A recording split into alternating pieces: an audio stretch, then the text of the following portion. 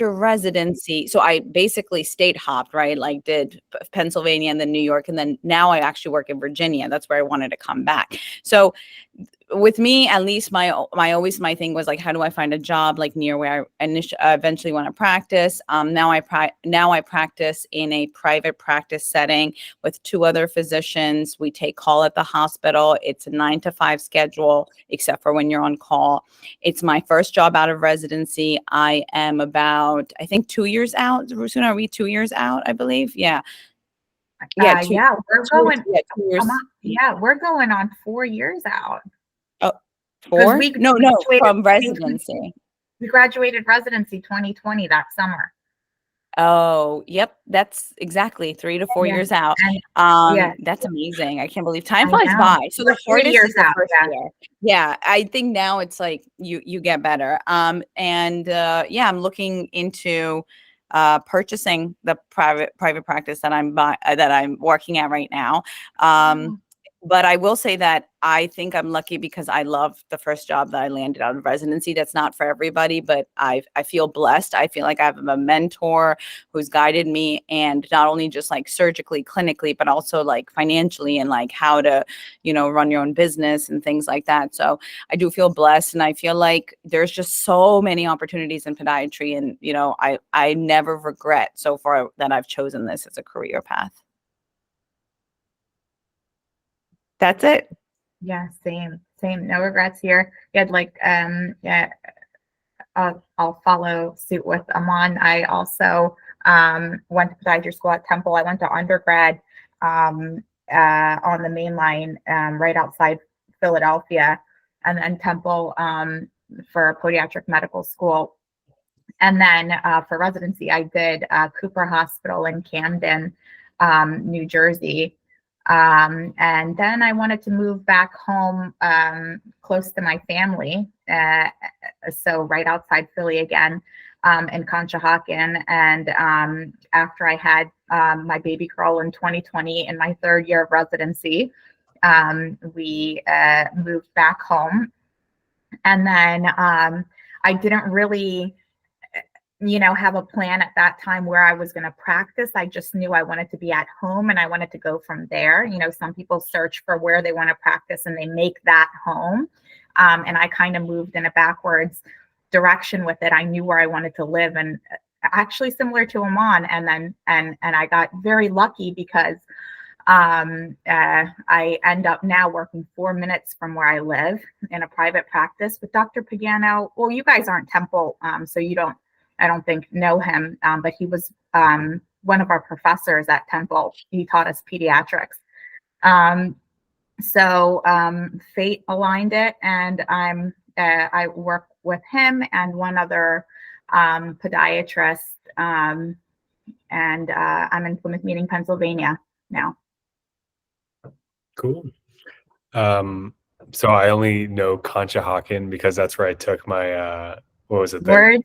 Yeah, I couldn't believe when boards were in Conshohocken because I'm like, our little town. It was so annoying. There wasn't I stayed at some Airbnb there, and like there was like a coffee shop. People had to travel. Yeah, I can't believe nationwide everybody had to fly in. So stupid. Very, very random. Yeah. Anyways, my name is Ali Ahmed. I am a fellow in Kentucky. So I'm from Kentucky. I went to school at Xavier University in Cincinnati, and then I worked for undergrad, and then I went to podiatry school in Chicago at Scholl. And then I did my residency out in Utah at Salt Lake City, which was just kind of, I wanted to get away and, retreat to the mountains basically for a couple of years. And then I decided after all my travels with rotations and residency and stuff that there's no place like home. So I jumped on an opportunity that I got to do a fellowship back home and hoping to stay in the area. Yeah. So we'll see. Nothing. Yeah. I'm sorry to cut you, but I think the lesson here is that you can make it home. It doesn't matter if your school or if your residency is not where you don't want to be eventually, you can still make it home. Right. There's so many job opportunities that I remember, like I cold called everybody in Virginia. I was like, hey, are you hiring? Can I drop off a resume? Hey, are you hiring? Can I drop off a resume? It takes one person. to be like, yeah, sure, come in. And then, you can, once you start going in, you can talk to them. And most people just want good, hardworking people. They don't really care if you're, were a grade A student in undergrad and Temple, but then you're like a bad work ethic type of person. Just want hardworking people that are like honest with their patients. Hardworking and normal. Normal. Like so many strange people. And I'm like, and you're probably thinking, what the heck are you talking about? But there's so many people. You guys know what I'm talking about. Like normal, down to earth, real people. Yeah. So that's like a good point too, where it's like, oh, were you, number one in your class? Nobody. They want you to be someone who can interact with patients, with the community members. Because patients don't know your back bio data.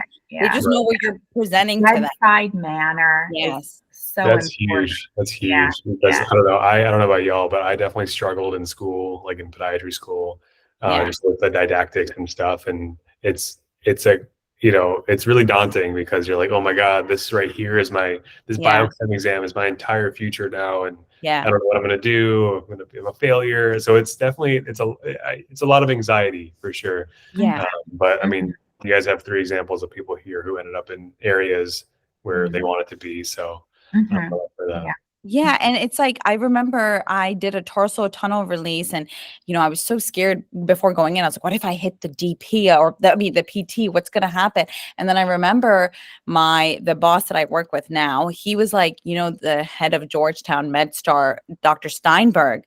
When he was a resident, he hit the PT. I had to get my loops in and fix it. And I was like, you know what? That makes me feel so much better because if Steinberg can be the head of ACFAS, and like publish all these articles and he's hit a PT almost killing the patient. Like, I think we got this. Like, it's crazy. Like you look at all these people, but everybody has mistakes that they just kind of learn from and cover. So don't ever cut yourself short is what I've learned. Don't cut yourself short. Yeah.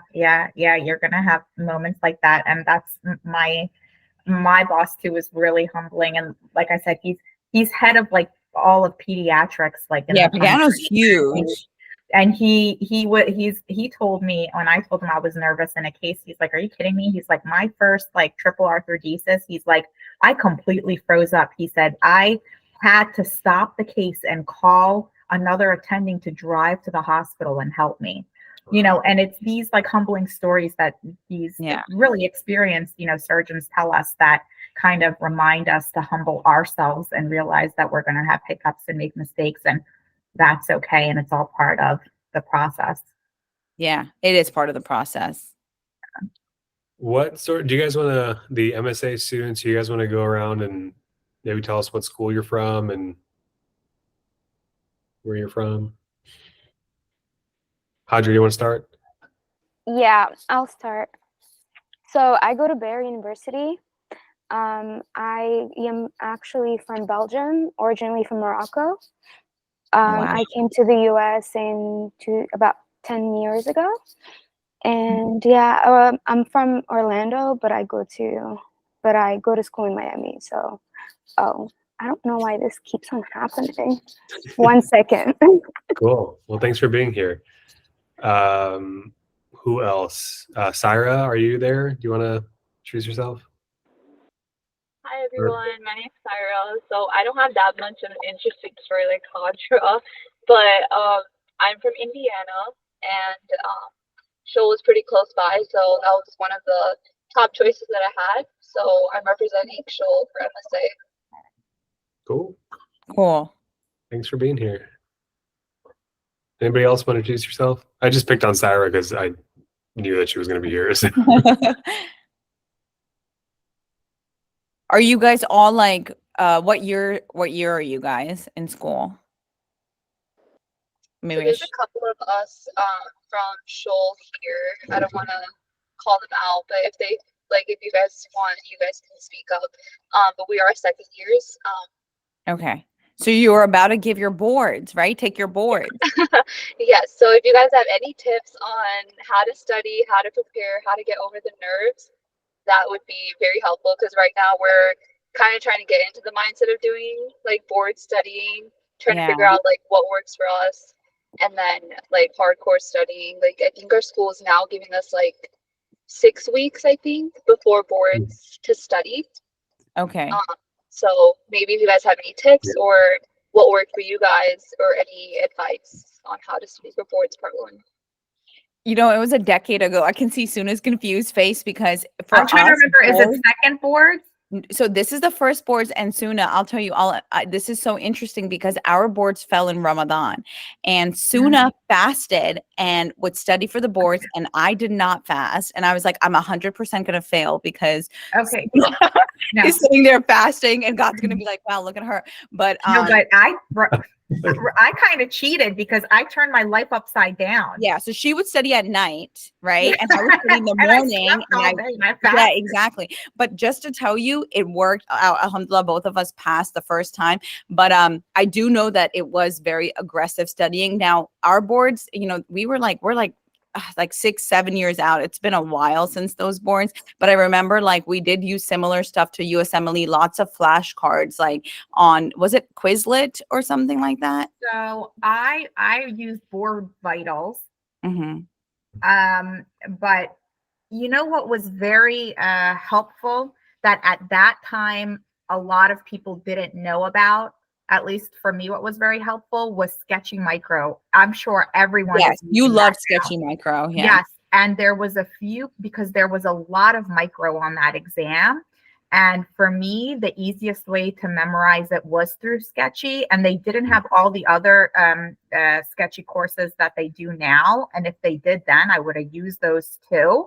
But there was a couple of people in our class that failed boards. Remember, Aman?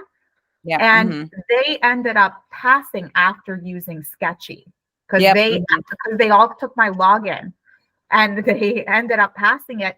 And that was very helpful. Now Sketchy has blown up. Like I see it everywhere. But at that time it was very new. So that I remember was helpful for me for that board. But we did have our classmates did make Quizlet too. Yeah. So what happens is like, this sounds, so, you know, everybody knows who's like the smartest in the class. And one of the guys in our class, like top 10, he made Quizlet, and God bless him, he's not Muslim, but he left it open for the rest of the class to see his, basically like his like little bullet points. And it was helpful because I would read the same content, compare if he got the same grasp of concepts that I did. And then that helped me. This was definitely 10-hour days. I would say minimum 10-hour days for me. Like it was all a lot. Day, all day That's long. how we would do all day of study. The first is the hardest, in my opinion. After that, I feel like those days, I kind of miss it now. I'm like, studying, right? Yeah, you kind of. And I mean, I don't want to do it in addition to what we're doing now, but to only be doing that, like seeing your friends studying, and then it's a season. Yeah, I think about that a lot, actually. I like Scholl's campus is just so like, it's very comfortable. It's like kind of like a country club in a sense. Like there's the parking lot's huge. There's a lot of greenery around you. The facility's nice. Oh, that's nice. And then like the library is like, maybe it's just nostalgia. Maybe Cyra's like, what are you talking about? But maybe it's the nostalgia because I remember like Suna said, if you go to the library, you know exactly where that one person's going to be sitting and where this person's going to be sitting and stuff. And for boards, what helped for me is, so I use Sketchy Micro as well. That was super helpful. And so this is something I learned about myself throughout podiatry. Don't you still remember stuff from Sketchy Micro? Like I still remember bacteria and like all of like details about it from that thing. Yeah, one of the things that I learned about myself while studying was that I really need to compartmentalize like just my day, even if it means like I'm not going to be studying from like 6-7 hours straight. If I study for 1 hour and I'm like, I'm going to set my timer. Yeah, I'm going to be super productive during this time, and then I'm going to go on to the next thing. Yeah, and that helped a lot. So what I would do is I would wake up. The guy, one of my like bigs during school, he told me that he did this, and he was like, "This is what I did. You can try it out." So he woke up at like 4, and then he would do a couple like sketchy videos, and then he would go to the gym. And then he'd come back and then like prepare for the day and then go to class and all that stuff. And so I was like, you know what, at the very least, I can just get my discipline together and I can do that. So that's exactly what I did for I want to say the exam was I think it was in April or May. And so I started it in like January 1st. I like hit it hard by like around this time, I was done with sketchy micro. So that was like a huge thing for me to knock out micro because it's just rogue memorization, right? Yeah. So that was huge. And then I don't know, the exam itself I thought was really difficult, but alhamdulillah, somehow I passed. Yeah, I feel like the curve is like crazy because yeah, I remember when we got out of that exam, we were like, we failed for sure. And to this day, if they called me and they were like, actually you failed, I'd be like, yeah, it makes sense. I'll do it again. Yeah, sure. I would have believed them too. I'm like, all right, that makes sense. So I totally agree with you because I feel like you really discover yourself deep in this. This is the exam that you will be like, you know, your weaknesses, you know, your strengths. Like I also set myself a timer and I could tell after 50 minutes, my brain was drifting. So I would take like a 10-minute break. And like I said, it was Ramadan. And because I chose not to fast, I was like reading ayats, trying to make up for that, you know, time in my own way, my own guilt. But I was like, you know, it was just a good way for me to break up the day to figure out, oh, this is like, and you know, it's me and Suna actually studied in a med school library. So Temple's not connected to a med school where we were in Chinatown, but Jefferson Med School was there and we would go and all the students were studying for USMLE Step 1. And believe it or not, everybody's studying pretty much like it's marathon studying. So like you're not alone, you get it. Everybody's like taking small breaks here and there, but yeah, I would say 50-minute timer, take a break, go back at it, and then have a good night's sleep. And then the USMLE book actually helped a lot for me too. So when I got done with sketchy and stuff, and I had those dedicated weeks or whatever for studying for boards, I was just cranking out USMLE, and honestly, I felt like I understood a lot of those concepts that I should have picked up in my actual like physio class or whatever that I didn't understand. I was like, oh wow, okay, I probably could have done better in that class if I had gone through the USMLE book. So that might be helpful too. I know you're inundated with all these resources. That's the other thing, right? There's like everyone's like, oh, you should do this, and this whatever or whatever. And that was super overwhelming for me. So I felt like I had to choose. I had to and stick with it. Exactly. You have to commit to it.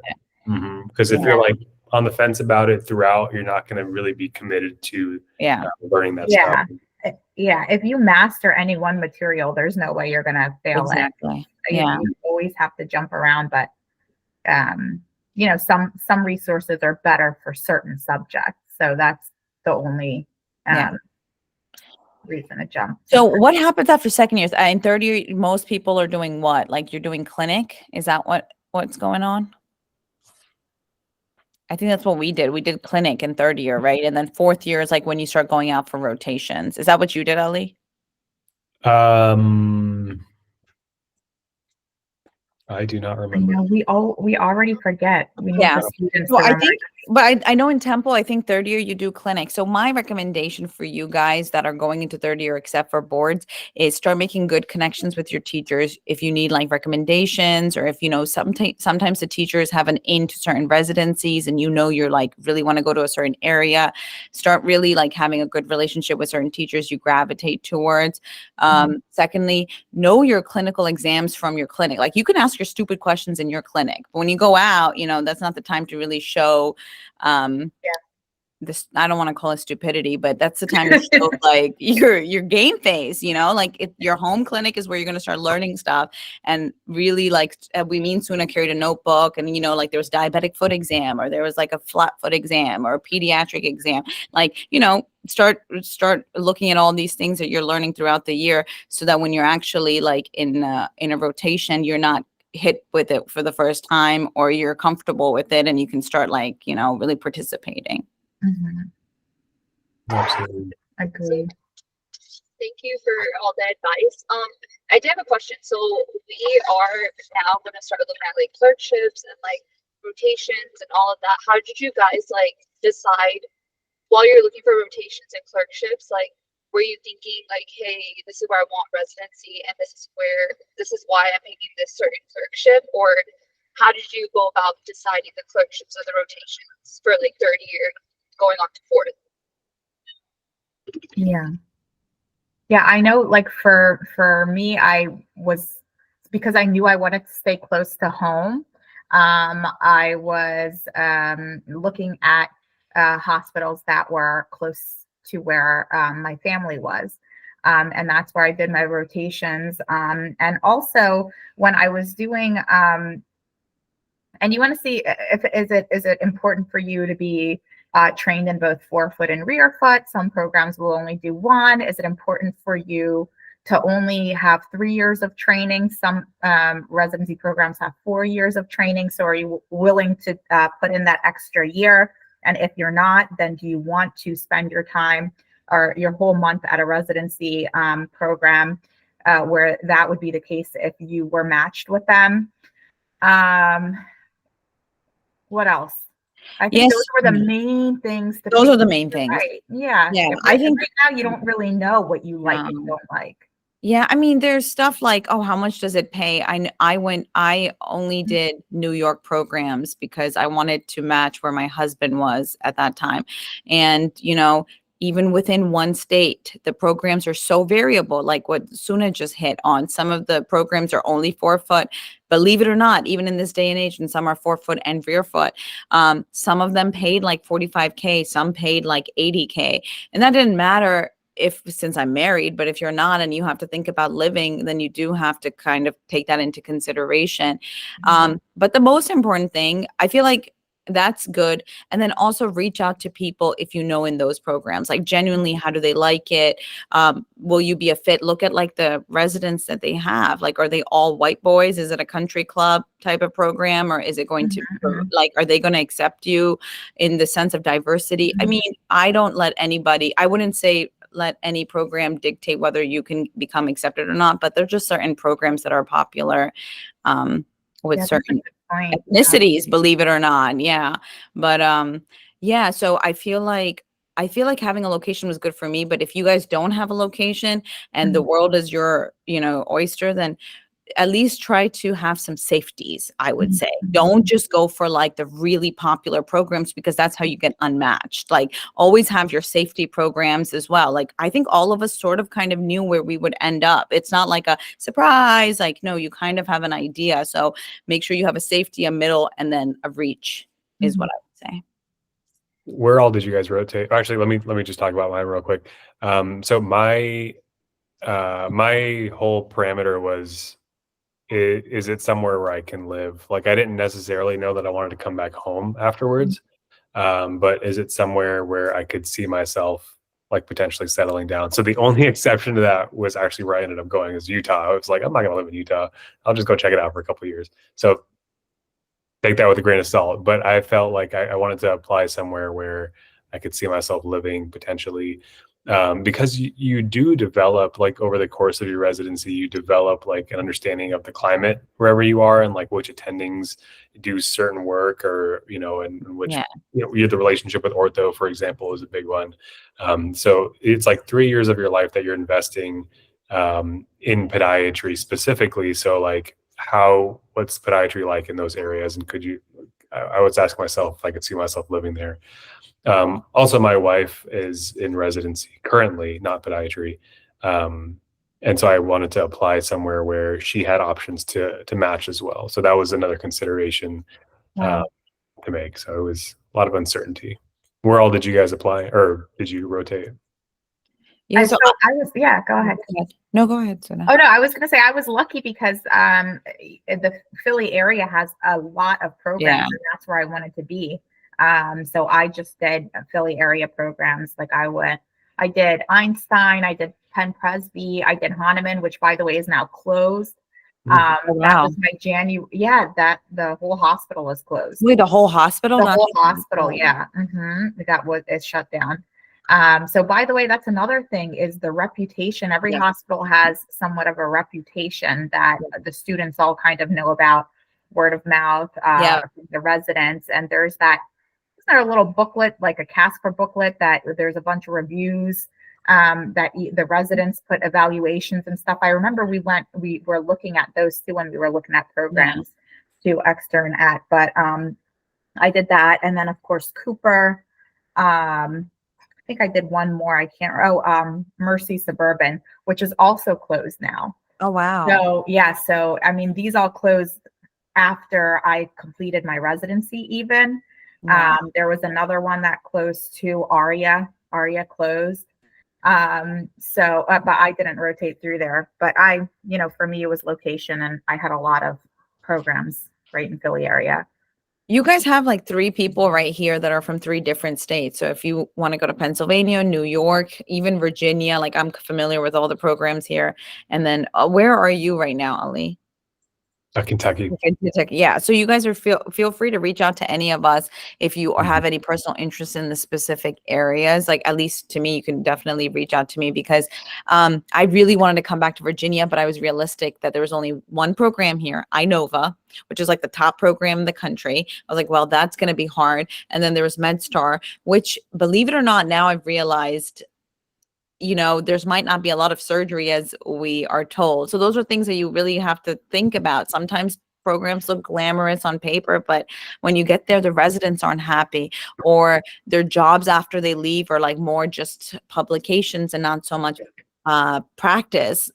Those things you might sacrifice a program by rotating there, but at least and you don't apply to it. So that's and a lot of programs will boast trauma heavy, and they're not doing the trauma. Ortho's doing the trauma. They're like, we're, level 1 trauma center. We do all this, but what they're doing is they're in a room and they're watching the residents. So that's another thing that just keep in mind too, if you're really big on trauma. I didn't really care to do trauma when I was done. I did do my residency at a level 1 trauma center, and I don't do trauma now. Unless it walks into my office. I'm okay with doing trauma if they can walk into my office. I don't like the overnight calls for it. But consider that too, what kind of lifestyle you want to have as a podiatrist when you graduate.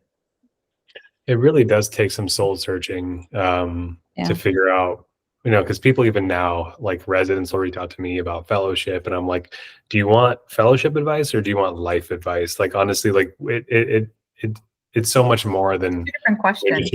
Just your work, because it's what sort of lifestyle you want to live, what that means about time with your family and other interests that you have or may have outside of work.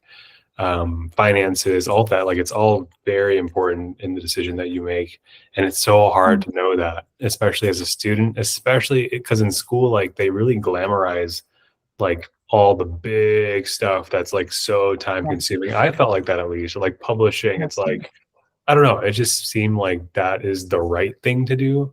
And so a lot of people end up chasing this, like, I guess like the rat race, right? Is they're in that, and then they end up, a lot of my mentors people that I consider my mentors, one of them being, I don't know if you guys know Jacob Wyans out of Baltimore. No, I know Siddiqui out of Baltimore. He's at the University of Maryland, Jacob Wyans. So he's like, I consider him such a mentor because he's done all that, and he's like, I don't know if it was worth it, to be honest. And then another one of my mentors here, he kind of says the same thing. It's like when I was shadowing him before, he was like, oh yeah, you want to go where they're doing TARs and doing all this. And then fast forward, 10 years, he's like, man, I really wish I spent more time with my kids.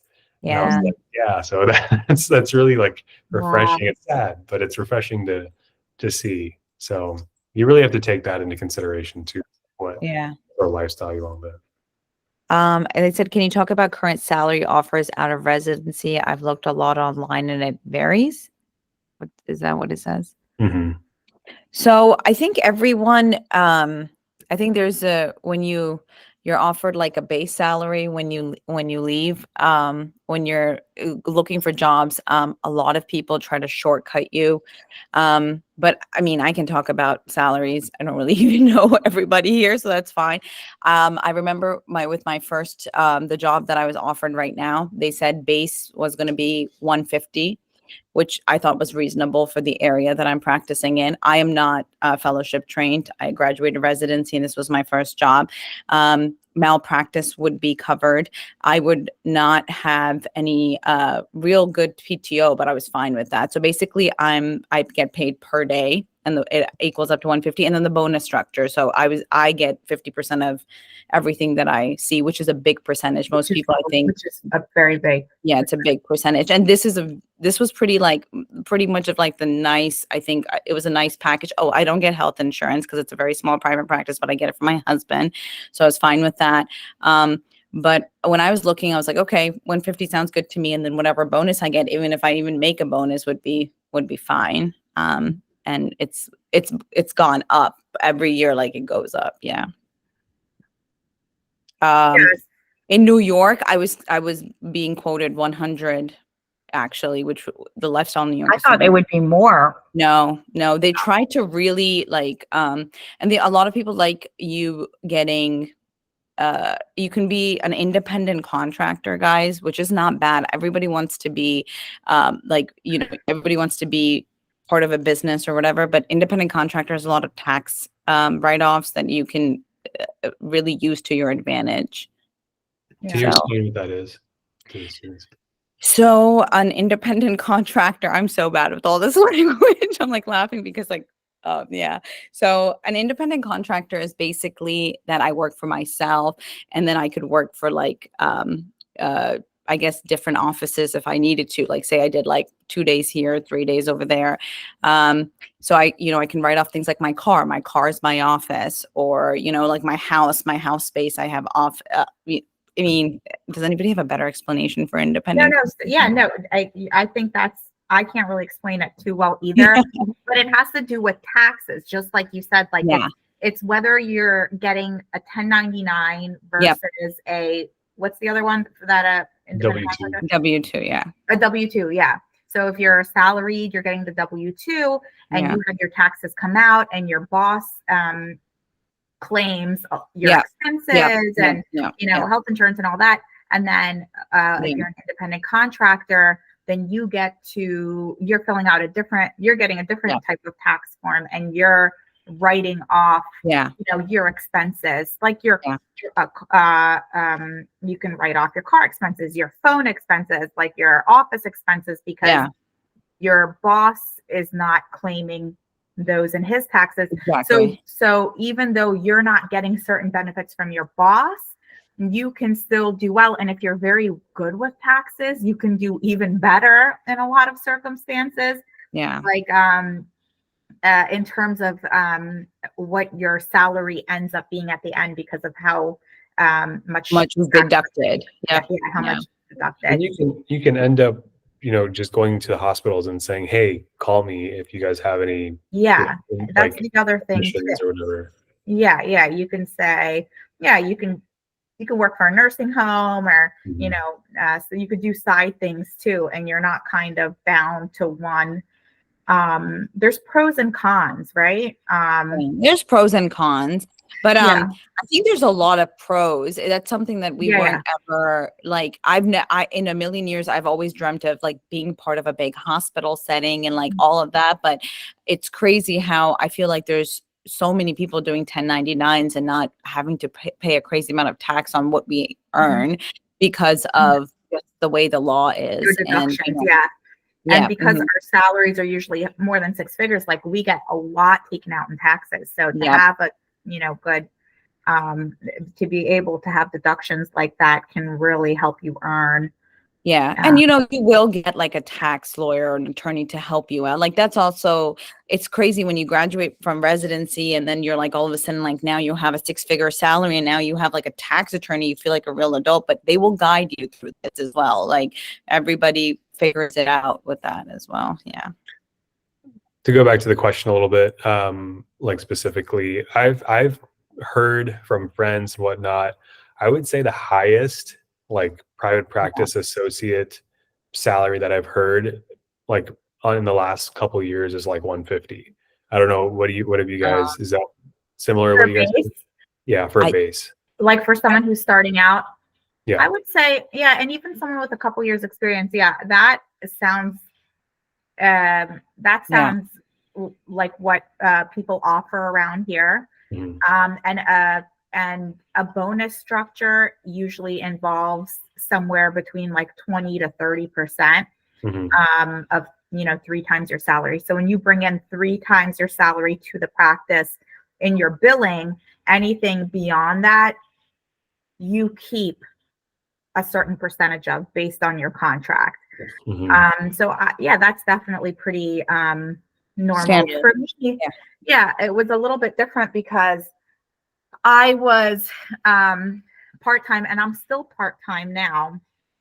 And alhamdulillah, it's great to be in a profession, and especially like for the ladies or even, gentlemen who want to be, mostly, stay at home a little bit, but usually the ladies who want to do that. But it's great, alhamdulillah, in our profession that we can do that and still earn a decent living. Oh, yeah. And, still be able to make more than 6 figures, especially when you build a bonus structure into that. So initially when I started at mine, it was because I was part-time, it was shift pay. So it was $500 a day. And that would be for like, 3 hours in the morning, 3 hours at night. So it was like $250 a shift. So $250 for like a 3-hour shift. Yeah. So if you work that out, like if you were doing a full 5 days, I think that's like 125, something like that. Yeah. With the base. And then initially I wasn't getting a bonus, and now I've negotiated that in, which is great. So now I'm also getting, now it's a little bit different because now I'm not getting shift. Now it's a salary, but then it's also with the 30% bonus, which for our area, that's a really good high bonus structure. Yep. Yep. So that is, it's all bonus is key. Yeah, bonus is nice, guys, because it kind of gives you, it separates you from like the hourly workers, right? Your medical assistant's going to be doing stuff hourly, shift work. But like when you see the bonuses because you're actually billing more or doing more certain procedures, it's a motivation. It is. And so it's the bonus structure is super important to consider in your contract because, say somebody offers you a much lower base. You don't want to quickly just dismiss it. You actually want to sit and calculate it out. You might have a much lower base, but they might be offering you a 60% bonus structure on a 60K salary. Yeah. So if you have a 60K salary, that sounds like very little, especially because you're like, that's my, like that's what you're getting paid as a resident. But you're going to meet your bonus very quickly. So 3 times your salary, you're going to meet very quickly, and you're going to make a high bonus. So you're going to still end up with a salary that's going to be much higher than 3 figures, much higher than 6 figures. So ultimately, that's still going to equal out to about the same thing. Yeah. So consider that too. Some employers feel more comfortable offering a higher bonus amount and basing it on your work, which you're going to do. We do a lot of procedures. You're going to make your bonuses. Yeah. But they feel more comfortable doing that and putting the kind of pressure on you to make sure that you're bringing. So think about all that. Don't just write it off. Yeah. I do want to say just one last thing before we go to the next question, Ali. As a fellowship though, as like fellowship trained versus non-fellowship, the guy that graduated with me, he went on to do a fellowship in Florida. He got offered $250 actually with a bonus structure. So I'm sorry? It was a private practice? It was educational based, hospital based. And then now he's at Cornell in New York. So, and it was similar. Please tell me he works his ass off though, to make us feel better. Yeah, he does though. He does work his butt off. But I do think though, because I remember when I was considering fellowship, I was asking all these questions like, am I going to be paid more or not? And a lot of people were discouraging me, Suna, and they were like, you won't get paid that much. And like, I do think in podiatry, there's no like standardization. Like if you do have a fellowship, you will get paid more. But I'm telling you this, Ali, because I feel like since you are in fellowship, fight for it, because you have the right to. You spent an extra year doing something, and why not fight for it? I think the fellowship that we can. So I guess we'll just get into it. Let me just get into it real quick.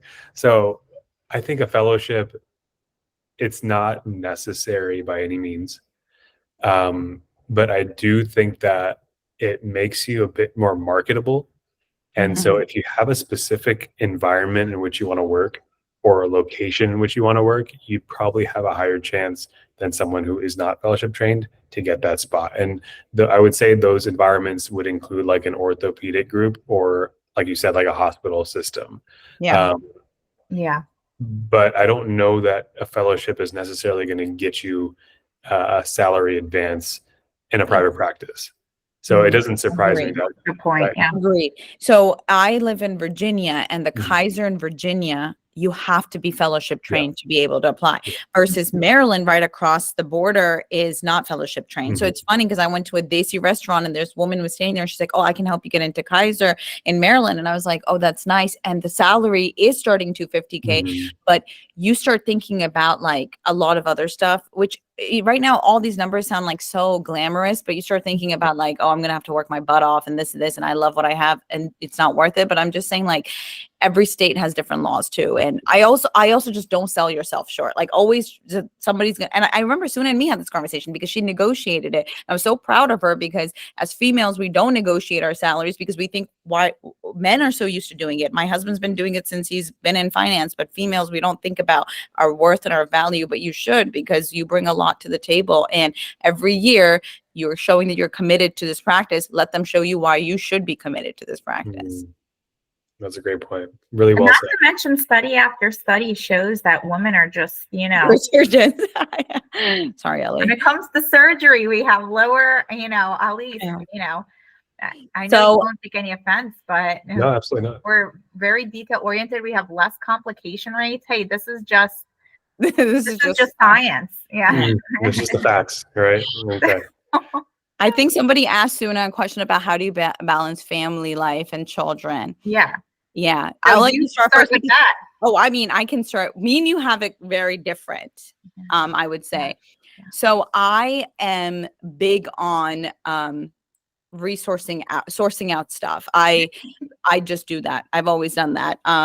So for example, I had my first baby with Suna in 2020, and I had a nanny. Suna had, I think, her mom taking care of her.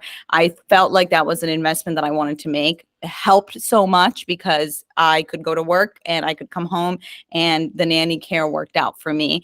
I also, I feel like just sourcing stuff out has helped me be a better mother, a better worker. I show up on time to work. That's something important. I take my calls.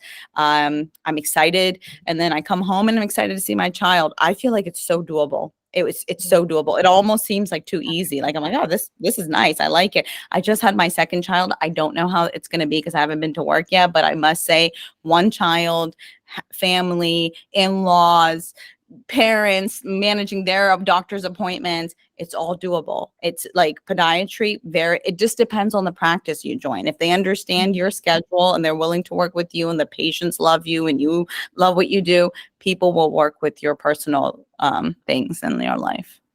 Yeah, I agree. And I feel like I've adopted more of your mentality as time has gone on. I have I have a 3-year-old and a 1-year-old. They're turning 4 and 2 in March, and we do have one on the way too. So, we're not having two to have ahead of a time if we're having a third, but we, so I work 3 to 4 days a week. So I'm not doing five days a week. But we have a lot of help. My father-in-law watches them twice a week, and my mom watches them once or twice, depending on my schedule.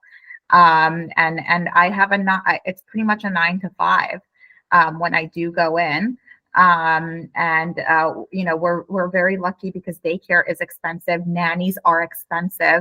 But I've definitely things that I was used to be like, I gotta take care of it all. Like I gotta do all the cleaning and all this. Like I'm outsourcing to Aman. I have a cleaner coming in. We make money, and you want to invest in areas of your life that are going to make it easier for you to enjoy the time with your family. Because what's the point of wanting a family, wanting to raise your family, and you can't ever spend time with them. When I come home from work, I just want to hang out with my kids. Like I just want to, you know what I mean? I don't want to be focused on. So you work hard, enjoy your earnings. It's helpful when you have a 2-income household and you're able to do that better. So yeah, but how do you manage it, Ali? I feel like we haven't had, we talk a lot. So.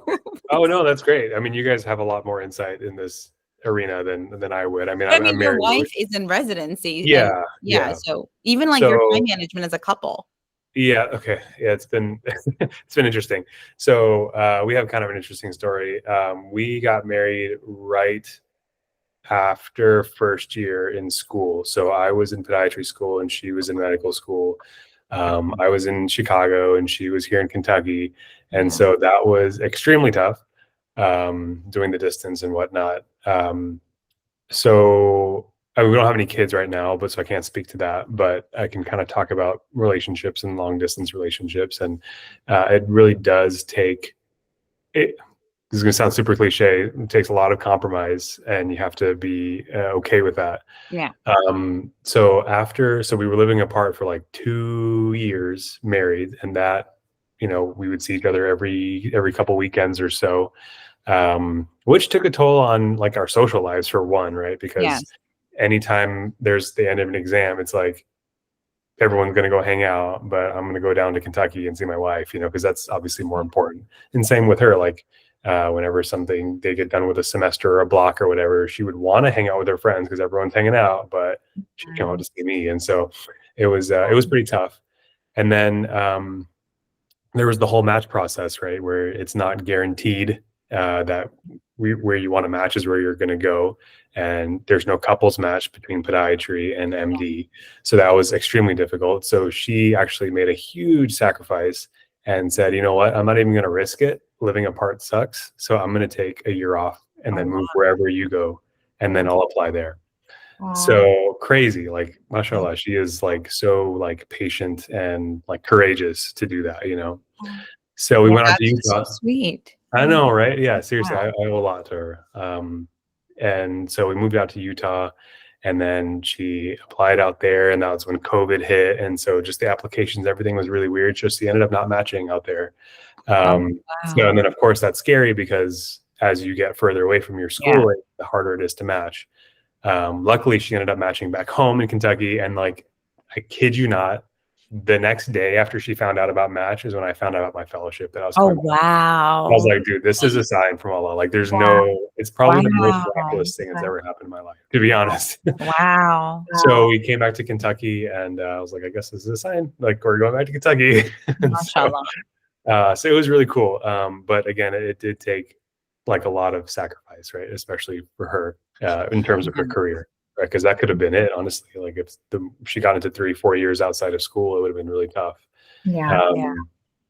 So yeah, I mean, you just have to be willing to make those sacrifices. And I actually told when I got into the fellowship, I was like, so it wasn't certain that she was going to go to this program. You find out if you match first, and then you find out where you match. So we knew that she matched, and I told my fellowship director, and I was like, look, if she doesn't match, like, I don't know that I'm going to take the fellowship, because like that was the whole point of us. Right. Exactly. So alhamdulillah, it worked out, but you have to be willing to make those sacrifices. Not having kids is helpful in residency, at least. But I totally echo what you guys are saying about like outsourcing some of the things that you would normally be doing. I was going to ask you guys, do you ever feel like a crippling guilt and like anxiety about outsourcing these things? Because I always think about like, oh no, not at all. No, because I feel like I'm supporting small businesses. That's what I tell myself. That's a good point. Because first of all, my nanny earns a very good salary and she's so happy here and she's older. She's part of the family. Like, it's like, this is amazing. That's Cleaning ladies, same thing. Like, this is like I actually purposely choose small female owned Muslim, if I can, businesses, because why not? They need a way to earn money, and I need a way to spend my hard earned money. So I was going to say, Aman, Grubhub is not a small company. All right. I definitely don't do Grubhub. I do the Desi auntie down the street. So yeah, but that's for like me. Like I do sometimes feel some guilt, or because in our culture, and especially like my mom was always so hardworking, night and day. She worked out of the house. She worked, and she also took care of everything in the house always. And she had 5 kids, and she did all the cooking, all the cleaning, everything. And I'm like, how am I going to tell my mom that I have a cleaner? Right. How am I going to tell her? You know what I mean? Like, how do I like break this to her? Like, she's gonna be like, what is wrong with you? Right. But my mom had the exact opposite reaction, which she has in a lot of things in my life, had opposite reactions than I expected. But she was like, good. She's like, yes. She said, what are you going to do? Like, you work hard. She sees some. You're a doctor. That's like the number one thing. She's like, you serve people all day. And she's right.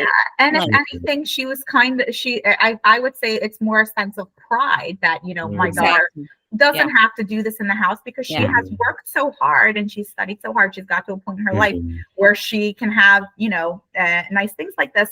And you know what? Back home they did. True. I know, like my family's from Afghanistan, and they always had, you know, people when they were, you know, in their case, when they were well off, they had people who cooked, they had people who cleaned, they had people who did this stuff. And it's kind of immigrants, when they came here, they're so hardworking and they had to kind of start from scratch. But now it's the opposite, where initially I had that sense of guilt, but now, you know. Well, I also like, I've always been like, you know, we as females, like, it's so easy for us to fall off everything once we have kids, and, you know, but medicine is the one thing I'm like, you owe it to your patients to show up and show up not tired, and show up like there for them. And you're right. The way to do it is if you have the help at home. By the way, I think somebody asked, how do you know if you wanted to do fellowship or not? So I know I wanted to do fellowship, but unfortunately, my dad had a stroke right as I was about to graduate residency. And I felt like if I spent another year, you know, not really having the salary I needed, and like just the resources not being settled, I don't know if I would have had that time with him.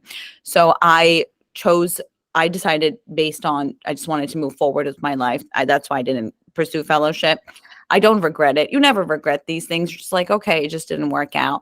But I would say, though, if your residency program is overall trains you with like limb salvage and everything you needed to be trained on, you can work and have a good salary and have a good life, and it all works out. But if there's something that you feel passionately about, like, you know, sports medicine or whatever, and there's a fellowship that you want to do, it seems like you can sacrifice one extra year of your life, because you have to keep in mind MD fellowships are like 3 years long. Like all my MD friends have fellowships. Like there's no like there's not just one internal medicine doctor.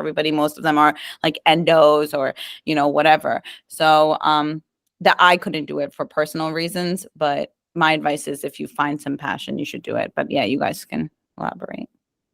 Yeah, for me, and I didn't want to do a fellowship. There was no niche that I was like, you know, I definitely want to be focusing on this for another year. I feel like my residency program was really well-rounded, and we got to see a little bit of everything and do a little bit of everything. And for me, that felt like it was enough. And I feel like my attendings kind of influenced me in that too, where they very much didn't feel like a fellowship was necessary. And they, based on their experience and based on what they saw, granted, they're older, it wasn't something that was really much encouraged. I did have my co-resident who did go on and pursue a fellowship because he felt he needed a lot more training in trauma, rear foot trauma. So for him, that was something he had a passion for. And I knew personally I didn't want to do that. And I was okay with the level of training that I had.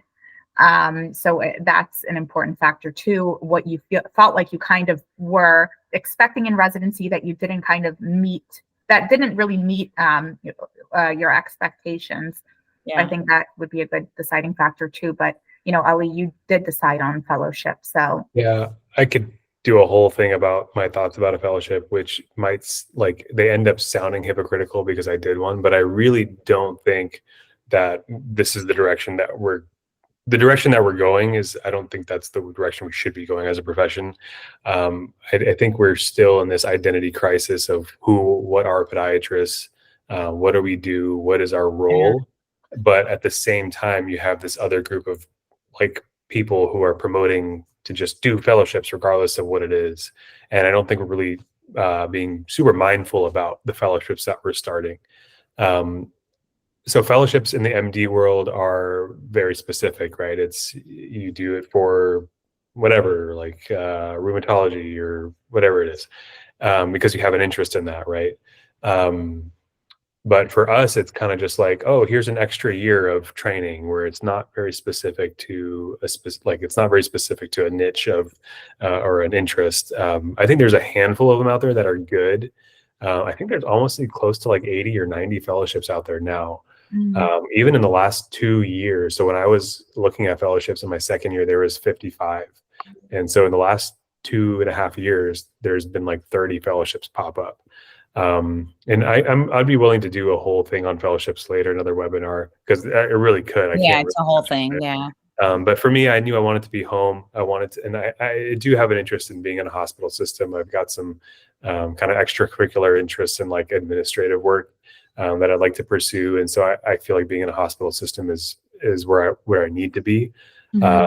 So I knew that having a fellowship behind my name would be helpful for that. And alhamdulillah, I have like I'm got the family here now, and my wife is working here now too. So that's like not an issue for me. Like my parents are, they're healthy enough to where I can still kind of do my thing, really focus on what I need to focus on. And it's just a matter of timing. I would say. Yeah. If I think that's a good topic to discuss, like for like a whole, whole session. Yeah. And I like you said, I feel like that's one of the most important things to consider. Is like what kind of setting you want to be in. Like if you're in a hospital, or if you're or in an orthopedic group, that would probably be a big plus to have on your resume, that you're fellowship trained, because they're all fellowship trained, and they don't really understand our education and training as well. Just for them, it's something that they do. So I'm sure that's something that would make you stand out if that's the route you want to go in. Right. So let's probably wrap up here. I know everyone's got stuff to do. I just wanted to briefly, and Syra mentioned that I should probably just talk about what MPN is again real quick for people who aren't familiar. So the Muslim Podiatry Network was started by a couple of us because we saw the need for a unified voice for Muslims within this space, in the professional space. So I'm just going to share my screen here, and we can look at that newsletter that we sent out kind of together, and kind of just briefly kind of go over what we're doing. So I don't know. So we're kind of right now, we're doing it based off of a new mailing list and Instagram. That's kind of the best way for us right now. We're eventually going to expand. But basically we want to promote like education, mentorship, advocacy, and service within the Muslim community, and specifically for podiatrists. If you are not in this emailing list, contact your MSA rep that organizes for your school, and then we'll get your email on there. And so under the education and mentorship stuff, some things that we're doing right now, we're partnering with this organization called Panah. There is a student scholarship that's available right now. I highly recommend that you apply for it. It's on the newsletter. Or you can just Google Panah student scholarship. And we actually just, before putting it on here, got podiatry students to be able to apply for it. Before we weren't on the list of allied health for it. So that's kind of cool. You guys can apply. The deadline's March 15th. We're doing webinars with you guys. There's another couple ones coming up with Kent in New York for next week. We were at ACFAS. I was able to organize Jummah there for like the first time, which was really cool. And then we had good job. I told so many people, I was like, follow this, go, the Jummah's here. Yeah, it was cool. We had about 15 people turn out, so it was really cool. And then there was a space to pray like throughout the weekend too. There's just an open room that they were able to provide for us, which was awesome. And then Imana, one of the reps from Imana, actually came down and did a little meet and greet with us and told us about their organization and stuff, which is cool. We're going to start like an endowment fund as well, which is basically like a pool of money that is invested in like in the halal like funds or whatever. And then that money is going to be used for various things like service trips or scholarships as well. Under the service part of it, some things that we're doing right now, there's the Islamic Games coming up, which is, I think it's through Islamic Relief. I'm not, Iman, no, it's through Imana again. And so we have, we're just trying to make a presence for podiatry. And so there's a couple locations here. If you guys know anyone in Dallas, Brampton, and I guess New Jersey, let us know if you guys would be, or if they would like to volunteer at the first aid booth. And then we're going to be starting to get some mission trips going, both surgical and medical. They're in its infancy right now, but we have a couple people this year going to Syria, Yemen, and Pakistan. So that's something that we can get involved in eventually. This is all for people who are like practicing though, so not so much for students. This is the reason why we actually kind of started this. In podiatry management, there's a newsletter, and this guy like posted this picture, and it says the civilized world stands with Israel, and we're like, that's really messed up. Like, what do we do about that? Like, it's really messed up that he did it. So that's actually the reason why we started. A couple of us were like, we need to figure out how we can organize and handle this. So we got in touch with the Council of Islamic or American Islamic Relations, and I had a meeting with them, and they're like investigating it to have them either redact it or do a statement of regret, or at least publish something like in statement in support, or at least acknowledging the plight of the Palestinians too. That is in the works. And then, obviously, for us, like prayer time is a big thing, having a space to pray just in general, like at work and stuff. Like, how do you deal with those conversations? What if you're a hijabi and you are in the operating room and someone tells you to take your hijab off so you can put a surgical cap on? Like, what do you do in that sort of a setting, or in that situation, right? So we're hoping to be a resource for all these sorts of things. And then there's like a career board as well for like people who are interested or are hiring or are looking for jobs. So that's kind of what our organization is right now. We're hoping to expand a little bit, and we would love some involvement from students as well. Like one of the things that we're trying to do is get like foot care education at the local masajid. Yeah. So if you guys are interested in helping out with like pamphlets and things like that, we could definitely use the help. And then we're just kind of a network, essentially. We're not really like an organization. We're not like a 501c3 or anything like that. We're just kind of hanging out. Yeah. And we're here for you guys. So, feel free. Like I said, our doors are open.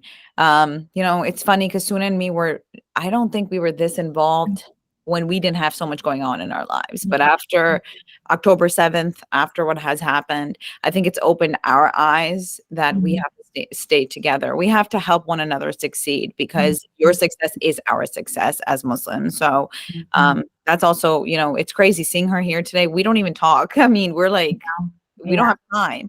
But to do this, yes, we have time. To help you, we have time. Any last minute things? Suna, anything else to add?